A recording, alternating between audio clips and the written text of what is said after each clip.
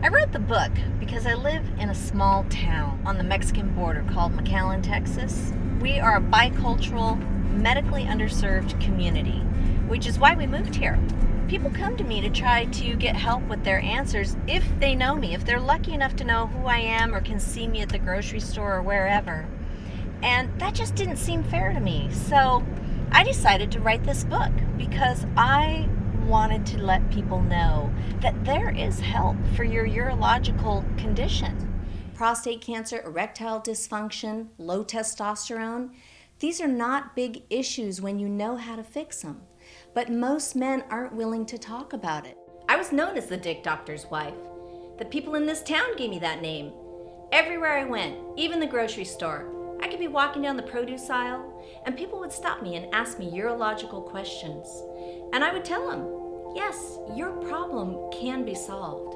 That's why I wrote the book. The three main topics I cover for women would be lack of desire, where the hell is my wine? Incontinence, because women leak, especially after the childbirth years, and pelvic prolapse, which women don't know or talk about. The value in Madeline's book is that it brings to light very important issues that are essentially almost never discussed, both in public and in many instances with her doctors. And she's able to convey such valuable information using very light and humorous language that makes it a lot easier for the lay population to read.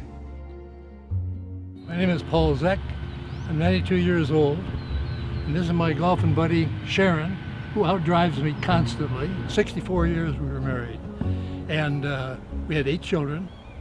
And I had no idea that having 8 children could have an effect on the urological system of my wife. And if I'd only known about that when we were married, it would have made a huge difference in how I would have treated her. And I loved her dearly, but I would have treated her with much more respect. A lot of my best friends actually read it. They kind of discovered that they had some problems, but were a little too embarrassed. One thing important that I learned from the book is to always ask questions, because you never know if there's something behind a problem that you're having. The amount of work that it took for her to do the research, to write it, and to make sure that the book was going to be of some value to patients in general. So yes, I'm very, very proud of it, and I support her 100% in this project. These are things that can be solved. That's why I wrote about it in my book. I tell women that these things are interfering with your quality of life.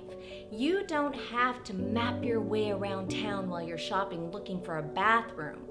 Take my book with you to your urologist or the urogynecologist and get your problem solved, because all these problems can be fixed. The most memorable thing about my mom's book is probably the prosthetics chapter. I didn't really know that stuff existed. It's kind of bizarre. There's a lot of information in there that people need to know about. If you have a penis or vagina, you need to read my book.